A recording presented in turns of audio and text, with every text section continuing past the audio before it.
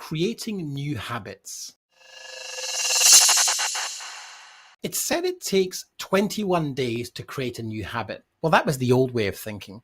It's now been researched that it actually takes between 21 and 66 days to change a habit. Now, what tends to happen with me as a creative is that I start strong and then I tip over the edge. That wasn't until I started understanding that you can rewire the neural pathways in your brain with disciplined habits.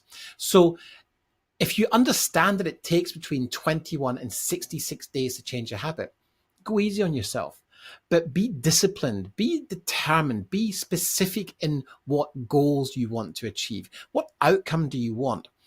If you practice it diligently every day, and it might just be that you have to set a routine. It might be an alarm clock. It might be something in your calendar that tells you every day to do this one thing. We've been creating these content videos now for some months, and it's just a process. We're now in the habit of putting them out every single day. It's just a new habit that we've adopted as a business.